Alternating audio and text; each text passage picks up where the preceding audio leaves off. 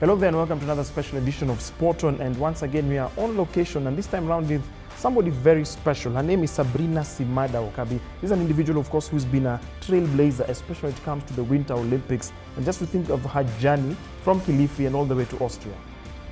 Yes, we keep saying that in this country you've got people who are outliers.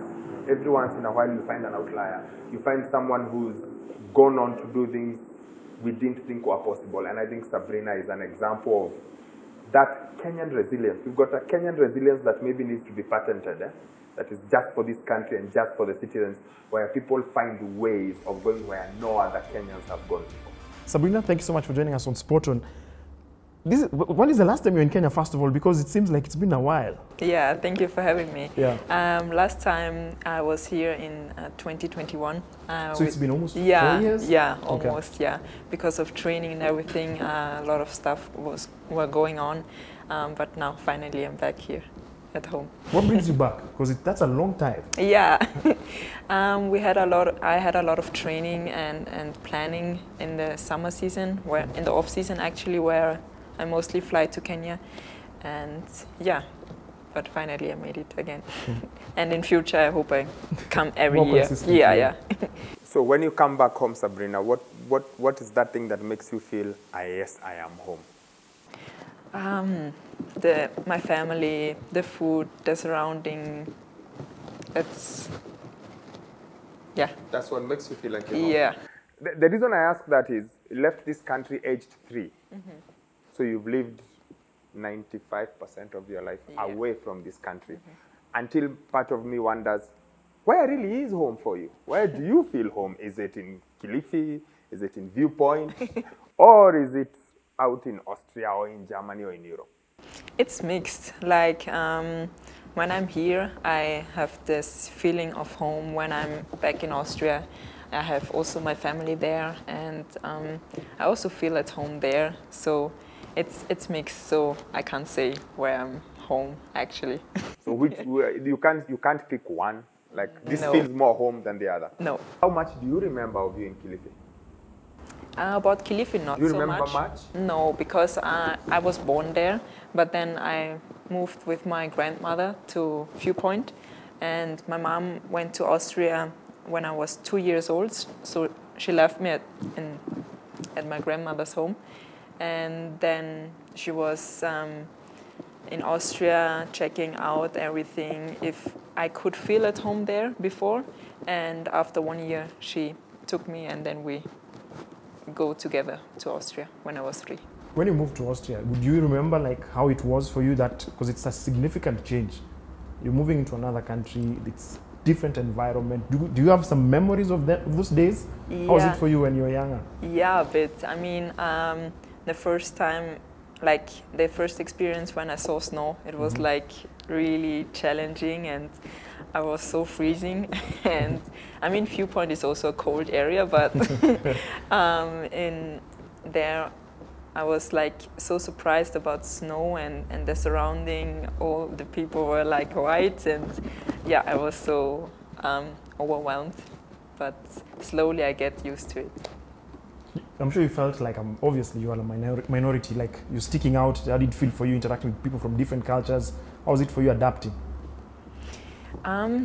Yeah, at the beginning it was challenging. I always want to go home by matatu. I just can't remember. I went to Austria with the matatu, and I always say to my mom, I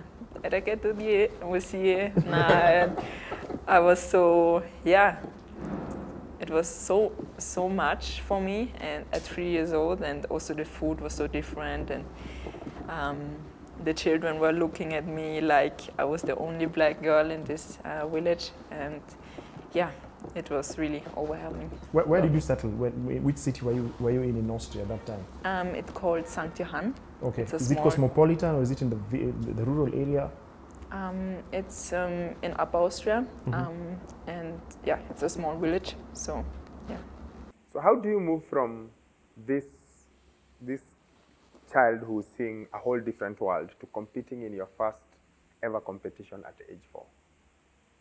Like, how quickly were you able to switch that way? Because I read somewhere that your very first competition you were aged 4. Do you remember anything about it? Not really. I can't remember. I can remember that the first competitions I always was third, and I always want to win, like to get first. And my dad always said, "No, it's not so important to win. Just enjoy, have fun." And yeah, that was the best quote and the most important quote that I'm also living for it now. And speaking of your father, your stepfather, he played a very pivotal role in this journey of skiing. How did that guidance shape your career? How did he influence you to be who you are? A lot. I mean, he was really a passionate man. Like, he showed me so many things, what is possible. He also have done a lot for this small mountain in Austria, for this small club to teach the small children skiing and to make it easier for them, because it's also really expensive to learn skiing.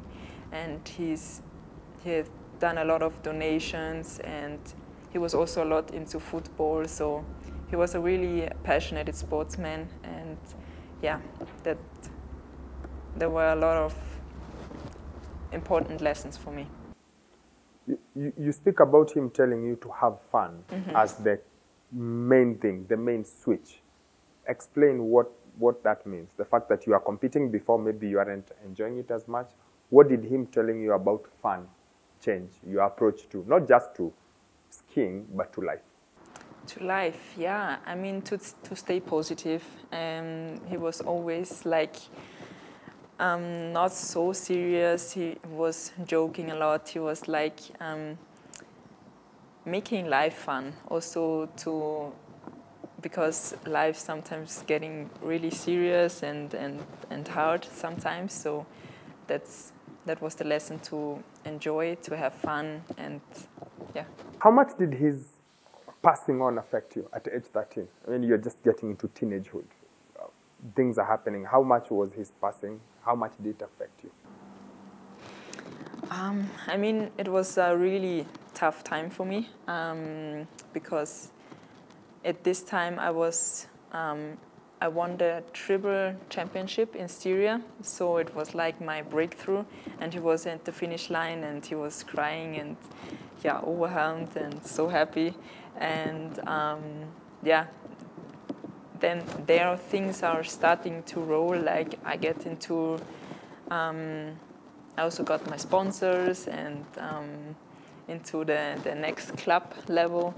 And yeah, then as he passed, it was like really sad for me, because he was the reason why I was skiing. And yeah. And of course, it was a difficult loss. He had played a very key role in your career. When did the conversation start for you to say, look, I want to represent Kenya? Because naturally somebody would think you moved there when you're quite young, you'd have competed for possibly Austria. When did that conversation begin for you to say, I think I want to represent my country of birth? Actually, that was the first vision of my dad. He said to all his friends and colleagues, you will see my girl will start for Kenya at the Olympics. He will be the first. And I just listened to him, and I had no idea. And then slowly it also gets my dream, because I watched the Olympics at these days, and I watched Bobby Miller and Lindsey Vonn and those idols. So I was like, okay, yeah, I also want to do it, and I also want to go to the Olympic Games. So yeah, that's how it started. And from that to then put on the Kenyan uniform at the Youth Olympics first. How was that experience?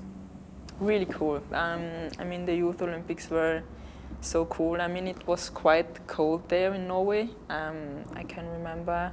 And yeah, Philip Boit was also there at the finish line cheering for me. And he was so excited, and he was saying, yeah, you will be the first Kenyan medal winner. And yeah, it was a really cool How was it meeting Philip Boit? Because some would say he's a trailblazer when it comes to Winter Olympics for Kenya. How was it meeting him? He was the first Kenyan ever to compete at the Winter Olympics. It was really cool. We were together at the Olympic Village, and we spent a lot of time together, joked around, had fun. And yeah, I also learned from him that it's not so important to be at the top.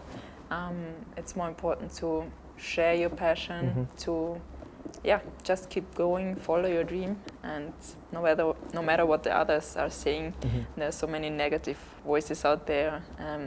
Why is this man doing cross country as a Kenyan? And but just stop these negative voices and go for it. Stay positive.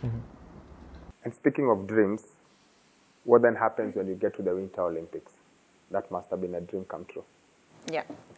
Tell us a bit about that, the emotion of, this is not the Youth Olympics anymore. This is the main Winter Olympics. I know Kenya, we have an affinity to the Summer Olympics, but for you, this is the Olympics. When we arrived there, I mean, it was like I was living in a dream, so everything felt so unreal. Especially at the opening ceremony, when I was carrying the Kenyan flag. Yeah, it was so unreal. Like, I have to pinch myself every time. Is it real or is it a dream? And I get so many messages on my Instagram and Facebook, so I was overwhelmed. How was that attention for you? Because I'm sure, obviously, you're the only Kenyan holding the Kenyan flag in Pyongyang. How did it feel for you at that particular point? Start getting all these messages. Did it put pressure on you, being the only representative? Yeah, kind of. Like in the first discipline in GS, I was really under pressure, and I felt it at the second run where I crashed. So yeah, it was a really huge pressure, because at this time I wasn't mentally that strong like I am today. And it was a lot. But it was really, really fun, and I was so proud to represent Kenya to the world and to show them that we're also good in winter sports. You've been to the Olympics, Youth Olympics, Winter Olympics, World Cup, World Championships, but most of us have no clue exactly what you're doing there. What races are you running? How is it classified? So maybe just break it down for us to understand. When I'm there, I compete in this category, in this, and this, just for us to have a better picture. At first, you need to go for the international FIS races to qualify for the World Cup. And then when you have the points, you can go to the World Cups. And when you're at the World Cups, you get World Cup points when you're under the top 30. And you also need to qualify also for the World Championships and for the Olympic Games. Like now I'm around 28 in the world ranking in the whole world, and there are so many ski races. And that's a really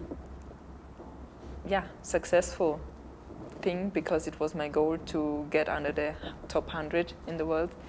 And And it seems also with what you're doing, you're also inspiring other Kenyans, because there's also some other 2 Kenyans who competed recently in some championship. How does it feel seeing the numbers increasing now? It's really cool. That was always my vision, that the team is growing, and I also hope for the future that I can make like kind of a ski camp to teach young Kenyans skiing, to get them in touch with snow. Where would snow. you have it? Have you started thinking of maybe possibly where it would be? Sorry? The ski camp. You're saying you think about having something like a ski camp. Where do you have somewhere in mind? Yeah, maybe to cooperate with my sponsors in Austria. There is a gletscher, so we can ski there 365 days in the year, and to do something of this kind. You've had several awards along the way. African European Sportswoman of the Year, which I thought was really cool. 2019 Africa Forbes 30 under 30. What do those awards mean to you? What do they tell you? Slowly I'm reflecting it. It means a lot. It's something really special, something really unique. Not a lot of people are having the opportunity to get this chance, and I'm really, really glad for it. Yeah. The name Snow Leopard, where did it originate from? Why do you call yourself the Snow Leopard?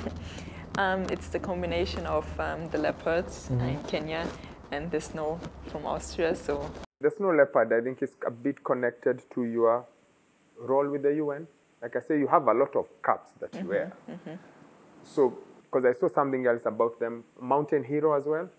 Tell us a bit about the Mountain Hero and how it ties up with the Snow Leopard and the environment. yeah, it's because alpine ski racing is an outdoor sport, and to support the mountains, the climate change is going faster and faster. So I want to support and to give something back and to help to get the people there aware of the climate change. So yeah, that's the mission about it. Finally, obviously you're preparing for the next Winter Olympics. Help us understand your journey. How are you preparing? What do you need to do so that you're able to earn your place in Italy? Yeah, it's a lot of ski training, physical training, mental training, and for sure ski racing is a quite expensive sport. So we are also looking for to get the budget together to make it to the Olympic Games. And yeah, because I need to pay the coaches and the training, everything. So yeah, that's quite a challenge, but I'm positive.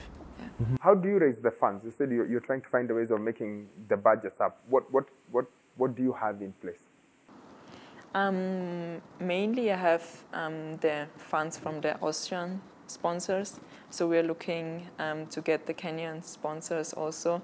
So because I'm representing Kenya, and it would make more sense to get the sponsors from the Kenyan companies, and yeah, it feels more authentic to me, like now. You know, we've spoken quite a bit. We haven't mentioned your mother one bit. What does she think when she sees you in this field that you went? Because I have a similar background to you, so I would understand your mother being like, where are the books? Where is education? What does she think about the fact that you made skiing into your career?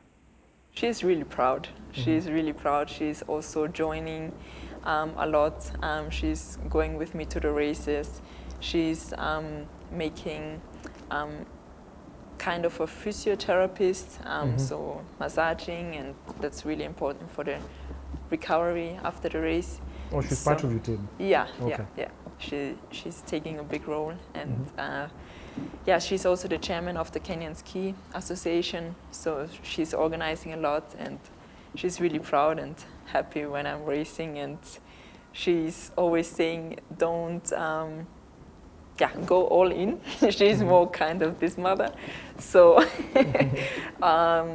yeah, and be fast, and yeah, do your best.